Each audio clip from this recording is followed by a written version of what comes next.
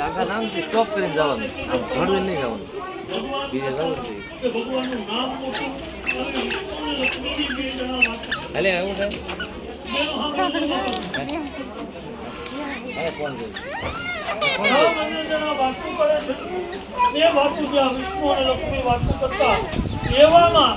નારદ વિષ્ણુ ભગવાનની ઘેર ગઈ અને એના બ્રાહ્મણ તરીકે એક હાથમાં વીણા છે, ખડતાલ વીણા કહેતા ખડતાલ છે, ખડતાલ વગાડી અને વિષ્ણુ ભગવાનના વૈકુંઠ જઈને નારદ ઉભા રહ્યા. નારાયણ નારાયણ આમ બોલી ઉભા